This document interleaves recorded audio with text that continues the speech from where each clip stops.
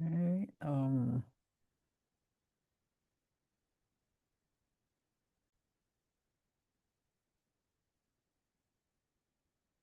hello everyone. This is Joshua from Korea. Okay, this is week 3. Before we start, a quick schedule correction. Last week I announced that we would be covering religion and culture today in week 3, but I apologize. I must have misread the syllabus. We'll actually cover the topic of religion and culture next week. Yeah. And today we are going to continue where we left off last time, spending more time discussing Indonesia and the realities of my ministry there. Yeah. Okay, this is slide 1. You could see the picture. The picture is with my staff, Indonesian staff, when I served in Indonesia. Um, can you find me among these people? Yeah, yeah, okay. um, well, the caption, can you read? Yeah, it's a small font. Yeah, Indonesian staff. I put some their uh, ethnic background. First is Java. Java means is Java Island, a very dominant group in Indonesia. The second is Batak, Minahasa, Timor-Leste, Papua, Sumba, Sunda, Nias. All these steps are from a different ethnic background. Yeah. So when they come to Yogyakarta, the city of a student, in our ministry, yeah, our staff were composed of with so many ethnicity, all they are Indonesians, but different. They have a different cultural background, ethnic traditions. So just imagine, yeah, all these peoples are, heterogeneous, but get together and in one ministry. Yeah, what will happen? Yeah. So one issue is that I experienced as a missionary leader. When we select a leader of our community, it's not about just a person, yeah, who will be our leader, yeah, or deputy. So what is his or her ethnic background? That was a very important factor in doing exercising leadership, because each ethnicity has own type of communication and exercising leadership. You know, for as a Korean missionary, it was very interesting. I have never experienced that kind of dynamic. Yeah, based on ethnicity, because my experience is in my community, all are Koreans. Yeah, yeah. People are different, but uh, in a sense of ethnicity or culture surroundings, all Koreans, yeah, I must say, yeah, there's no such a big difference. But in Indonesia, because of their ethnic background so very different leaderships are exercised, and sometimes it becomes a big issue in our community. So just let me continue. Yeah. Okay. Second one, second slide. Oh, yeah. It's a bit slow. Yeah, in response. Okay. The second one. Oh, is this the second one? Yeah. So today, we are more focusing on from structure to content. Yeah. What does it mean? Yeah. Last week, we shared about the structure of a worldview. Worldview from the three level. One is cognitive, second affective, third evaluative dimensions. It's from Paul Hiebert. So how worldviews shape perception before people consciously choose anything.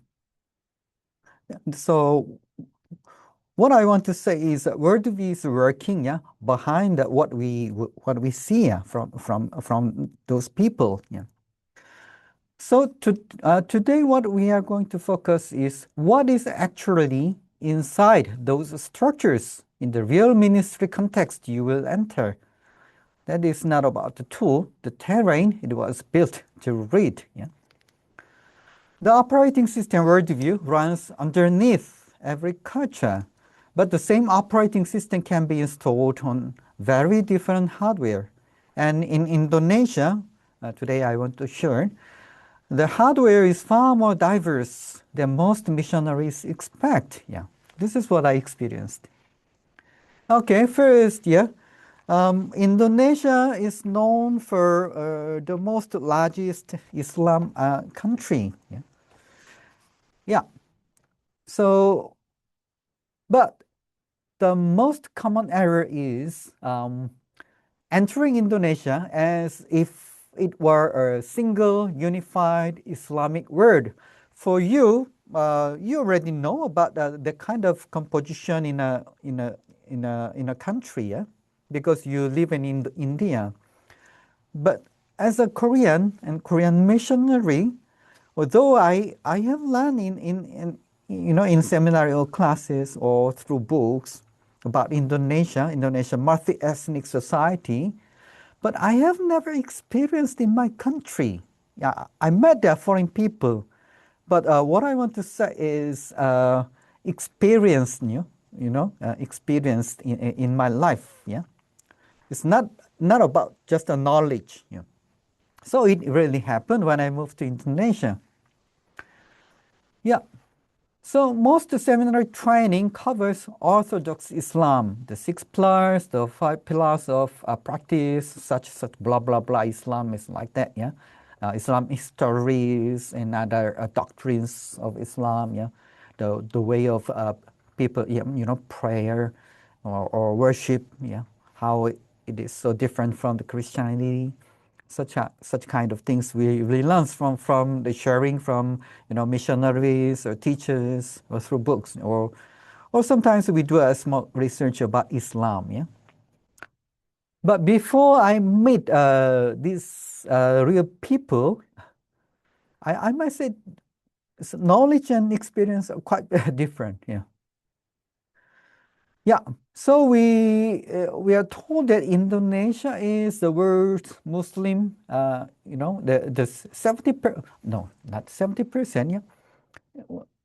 Officially, it is said that more than 87% of Indonesian population is Muslims. But if you go in to that society, as I wrote down here from Geertz and Andrew Beatty. Geertz said that about the religion of Java, one Javanese Muslim community, but 3 distinct religious words. Even they are called Muslims in terms of religion, Islam. There are 3 types of Islam. Yeah. That is what Geertz found.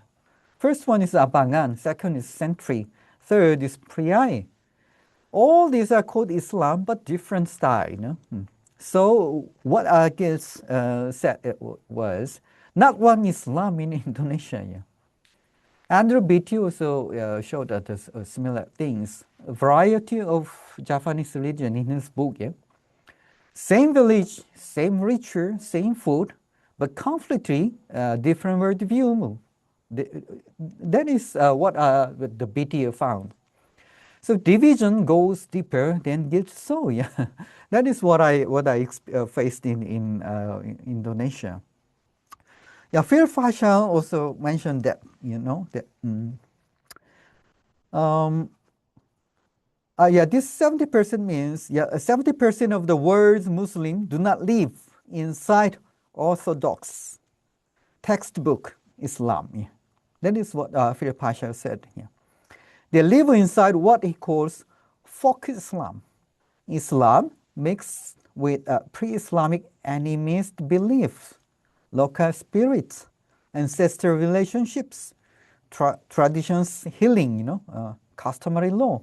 all these are mixed together in Islam. So it produced the various Islamic groups in one Indonesia. Yeah. So yeah, this is Clifford Geertz, Andrew Beatty also to mention that such things. So the gap between the Islam taught in seminary and the Islam lived in an Indonesian village or urban campus is not a footnote. Yeah. It is the central challenge of ministry I experienced. Yeah, this is the picture of Indonesian map. Yeah, you see the all the colors and the areas with each own colors. It means ethnic groups in Indonesia, and then you just imagine that this country is not just one continent. So many islands are included in one nation state. Yeah. The numbers give you a sense of proportion here. Javanese, yeah, where is the number? Yeah, anyway, I just want to explain. Javanese group, yeah, here, this is Javanese island. So major island of Indonesia.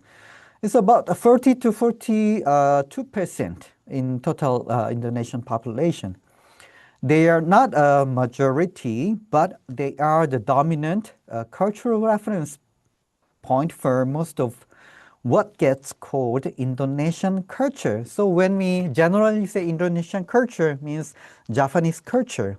But in the days, we see Sumatra, Kalimantan and Sulawesi and the other areas. So many cultures are existing at the same time. This is Indonesia.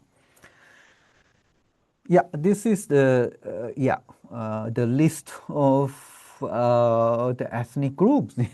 A lot, yeah. So lesson from these numbers is not the specific percentage. Yeah, the lesson is every percentage is a different worldview footprint. You understand what I'm saying? Yeah.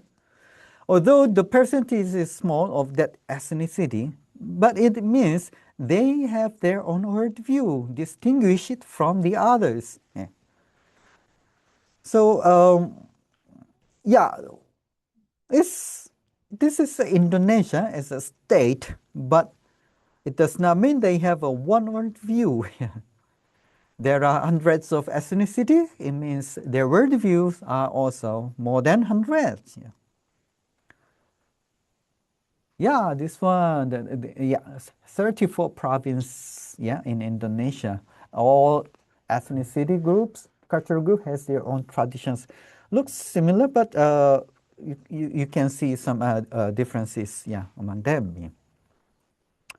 Yeah, these are the percentages. Yeah, major is Javanese, Sunda, Malay, Batak, yeah, Maduras, Betawi, Minangkabau, and so blah blah, yeah, and so on. Yeah, even yeah, Chinese, 1.2% are Chinese group, ethnic, yeah, from mainland China.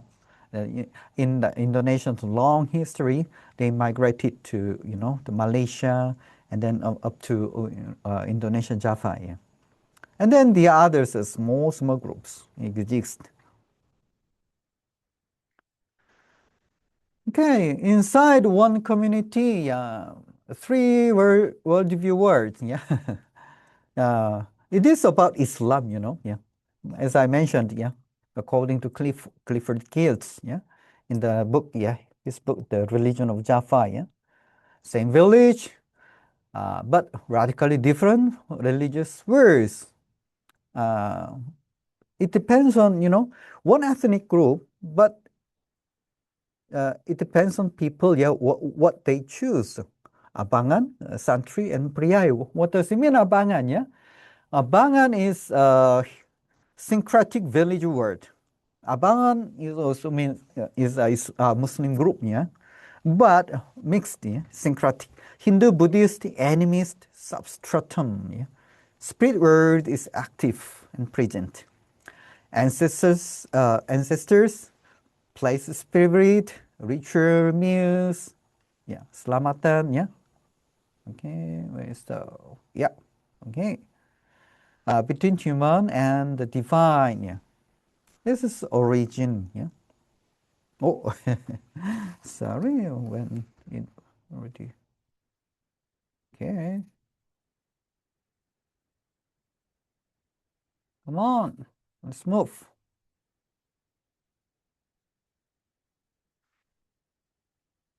Yeah, Santri is a kind of Muslim group that is also the Orthodox running word, more conscious Islamic identity, prayer, fasting, pilgrim matters, connected to Islamic schools, pesantren, merchants, modernist reform movement, still embedded in Javanese relation culture.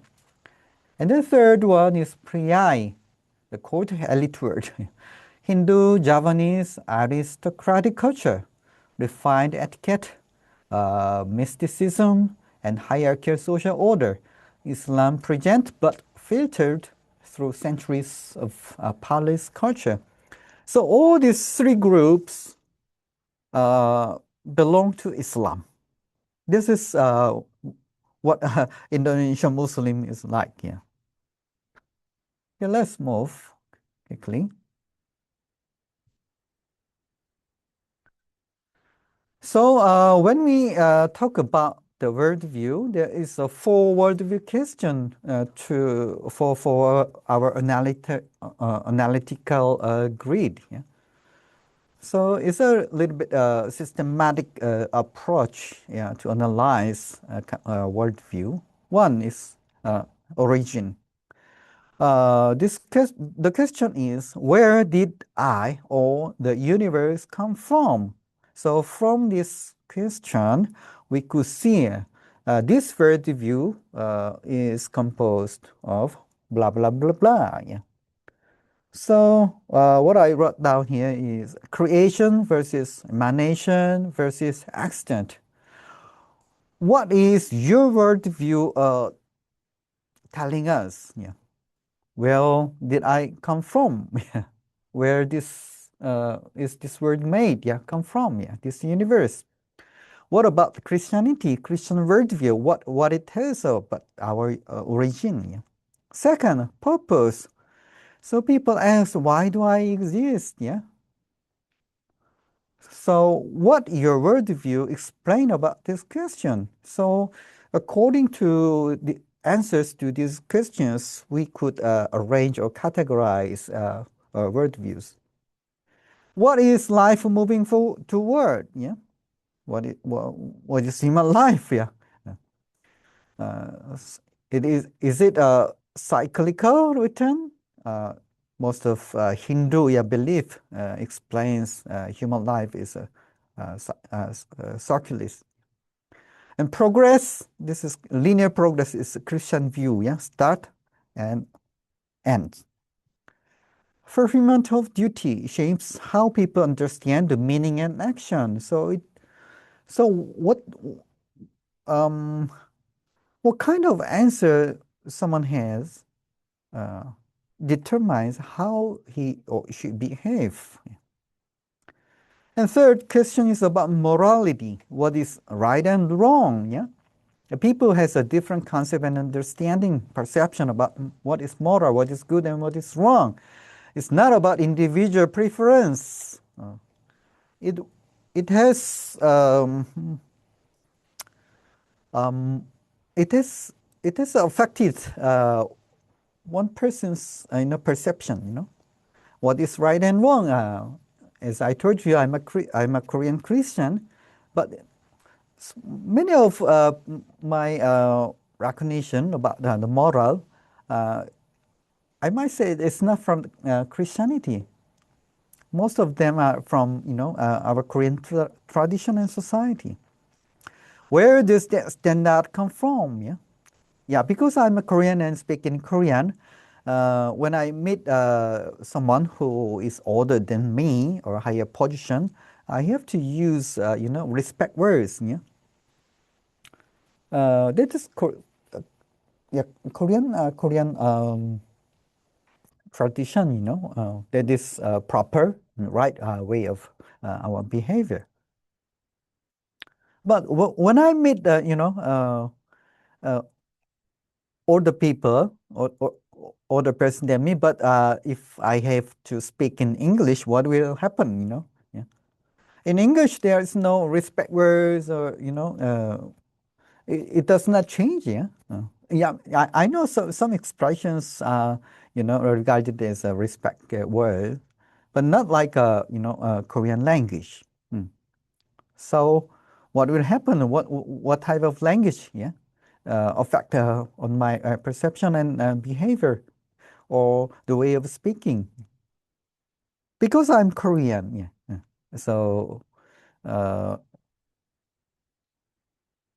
it decides how I behave and how my attitude also. And first one to analyze one worldview. What happens after death? Yeah. Uh, it is talking about resurrection, reincarnation. In India, maybe you're used to reincarnation concept. Judgment and dissolution shapes what salvation must look like. So for Indians, for Hinduists, and Islam or Christian or atheist, after death, what will happen? Yeah, the answers are different. Answers are different, and it produces a different type of life, yeah, and behave, yeah, and life. This is the influence of a worldview. That's why we are talking about the worldview today. Oops. Uh-oh. Okay, come on. Yeah, let me introduce more about Indonesia.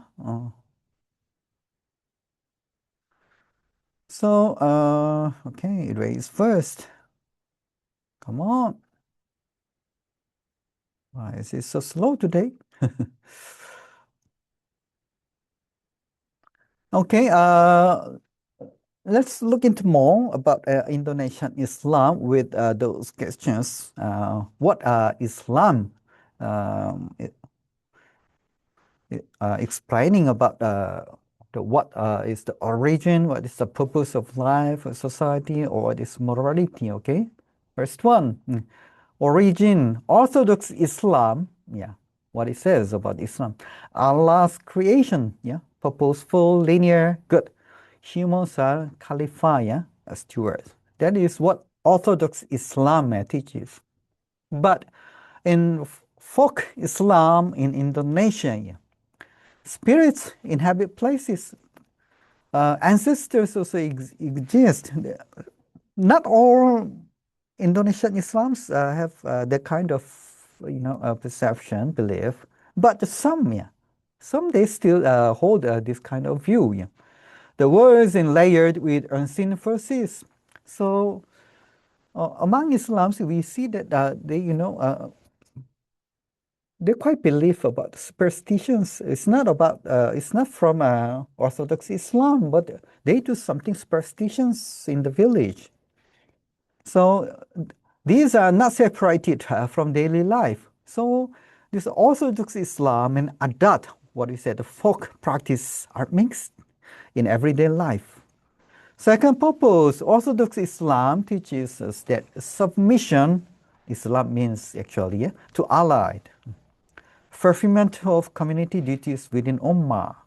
But what adat or folk practice teaches us, maintaining harmony within the adat community, that is very, very important. Islamic law is also important, but adat, in other words, adat is traditions or traditional, the moral ways in the village. That is also very emphasized. Fulfilling one's role in the web of relationships and obligations. This is working in Indonesian people. What is morality? What Orthodox Islam teaches? Sharia. You might heard about this one.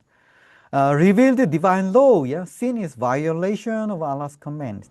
But in adat, folk practice, community harmony and relational integrity are very emphasized.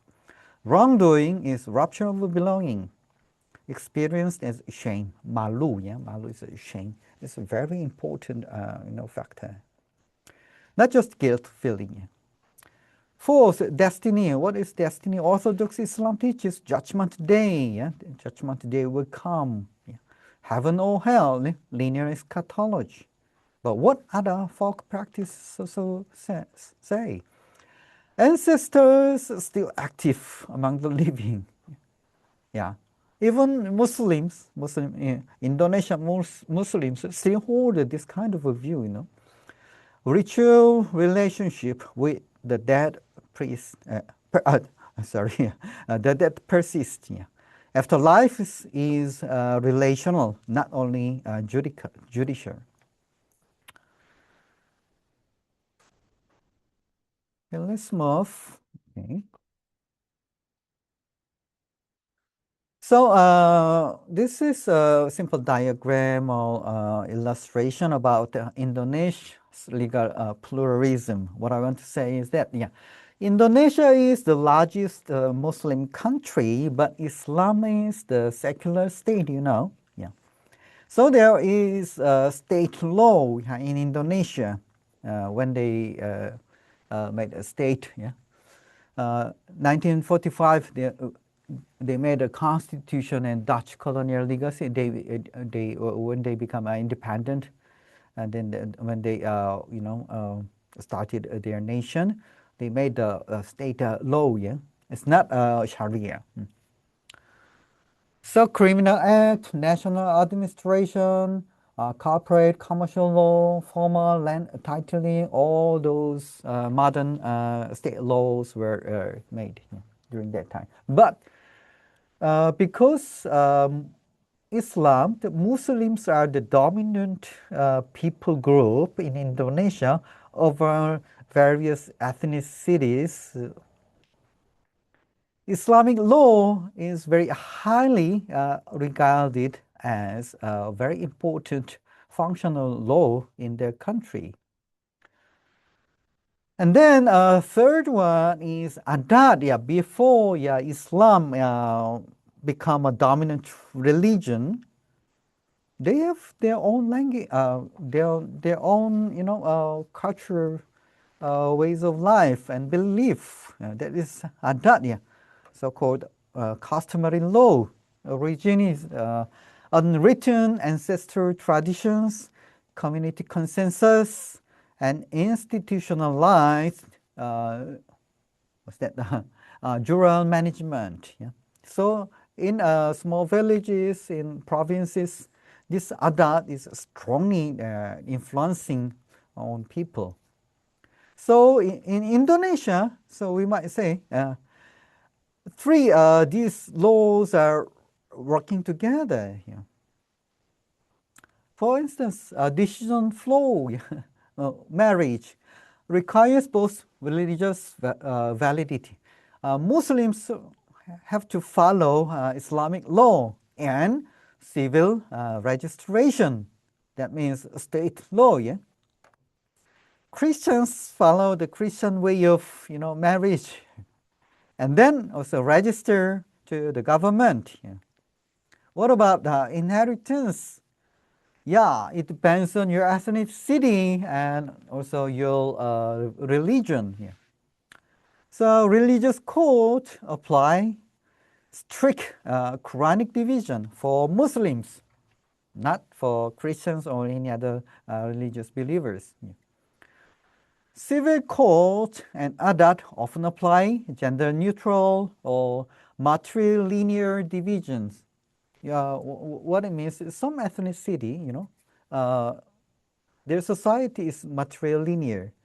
So they are Muslims, but still following, their adat, traditional, the customs and ways, and then holding Islamic law. Yeah. Oh, it's about land dispute also the issues. Yeah. Inherent tension between state claims, national agrarian law and formal titling versus other claims. Yeah. Still, it makes a conflict. Yeah. Especially Aceh. Aceh is a very different, distinguished province in Indonesia. So Islamic law very dominant in this province. Sharia is formalized directly into state law via local ordinance.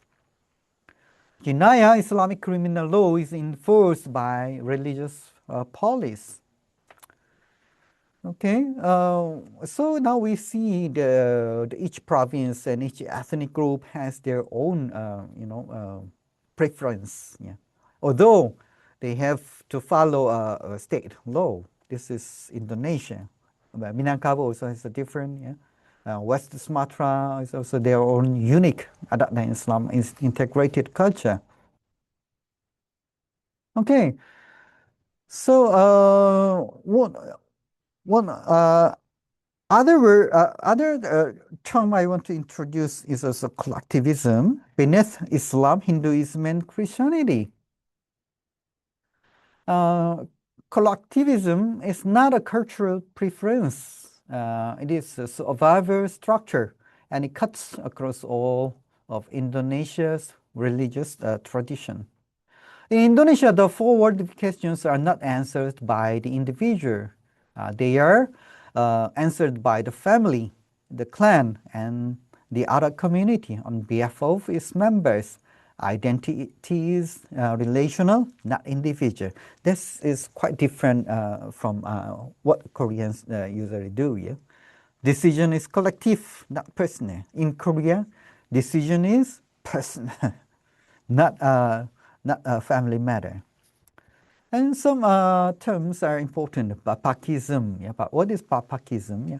Hierarchical authority, but expressed through relational consensus, not command. Leaders lead by maintaining harmony, not asserting power directly. That is still working in papakism. Papa means a father. Yeah. What should I say? Yeah. Fathership. Fathership is also applied to the leaders, even presidents. So presidents is not just a political president. Yeah, his role or behave, is expected by Indonesian people. He behaved like a father of Indonesian people. That is so-called the papakism. Musyawarah, yeah, deliberation, major decisions, including religious ones, are made through communal deliberation toward consensus. So consensus harmonies are very emphasized in Indonesian society. In Korea, it's not like that. Yeah, individuals' preference decisions must be highly respected. Yeah. Individual conviction that disrupt community agreement carries a high social cost. Yeah. So what is ministry implication? An evangelism strategy built on individual decision making will repeatedly misread the signals. Silence is not rejection. Yes is not agreement. The unit of response is the community. So one's conversion is not an individual decision. So when you share the gospel with someone and we ask him to receive Jesus Christ, it's not matter of one's decision in Indonesia. It's a family matters and religious matter. Religious matter is not just about his belief or her belief system. It's all matter of relations. So reflection is in your ministry context. What is the unit of religious decision making? What is happening in your ministry and people you serve? Is it the individual, the family, or the community? Okay, let's move on. Same Indonesian passport, completely different word. This is my experience when I was doing university student ministry in Yogyakarta. The community was made up of students from across the entire Indonesian archipelago, from Sumatra to Sulawesi, from East Timor to Papua. Yeah? They all carried Indonesian identity card. They all spoke Bahasa Indonesia, Indonesian language, but their worldviews, their assumptions about time, authority, community, the spirit world, the meaning of dance were not the same. Although we were a Christian community, it means all they are Christians. But what is working behind our activity? That was their own traditions and the way of thought, influenced by their community, local community. That is exactly what Geertz and Beatty found inside a single Javanese village, applied to one Christian student community across 34 provinces. Yeah, see, Sumatra, yeah. This is the characteristic, yeah, general, yeah. Strong Adat traditions, some deeply Orthodox Muslim, some Protestant Batak. Javanese, yeah, abangan-santri-priyayi layers, yeah. Sulawesi, Torajan, animist Christian heritage, ancestral relationship still active. East Timor, oh, Catholic is so dominant there. But indigenous cosmology, superstitions are still working there. Colonial history embedded in worldview. Papua, wow, it's more than 300 ethnic group there. Some are, still follow their traditions. Some are Christian villages. Some, are influenced by Islam. Yeah, Adat as primary identity. Most of them are Christianity nowadays. Yeah, Christians. Yeah, but still, what is happening every day is not the Christian, culture. It's Adat here. What this means for ministry? Yeah, practical diagnostics. Yeah, study the text and the context. Yeah. The Islam that is practiced in your ministry context is not identical to the Islam or Hinduism or Christianity. Described in the textbook, yeah. Parshall, Geertz, and Beatty all make the same points. The gap between official doctrine and lived worldview is the primary challenge of contextual ministry. They do not say, this is my worldview, yeah. That is a lived worldview. So when you observe, when you talk, when you understand more, yeah, behind the scene, you could find their worldview. Use the 4 questions as a field diagnostic.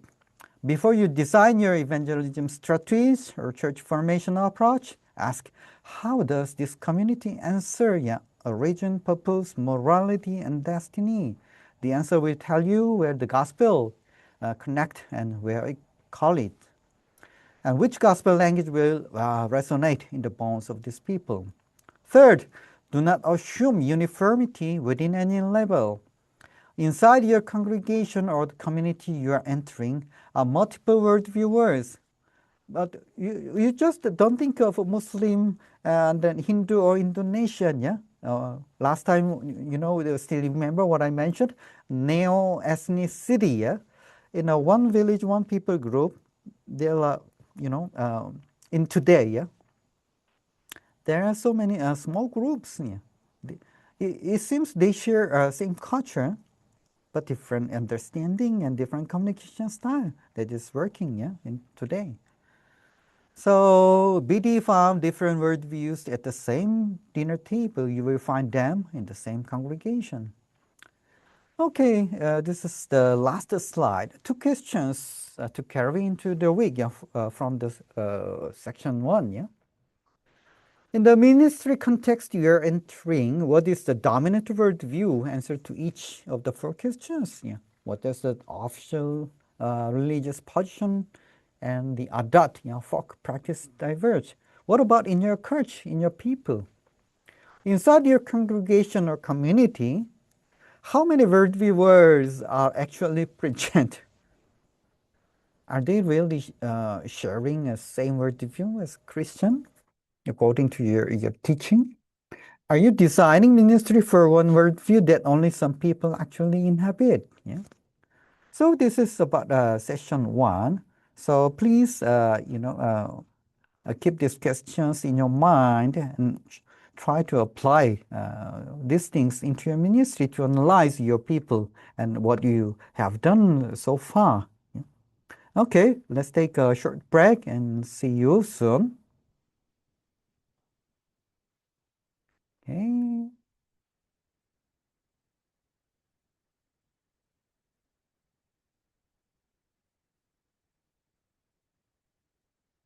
Yeah.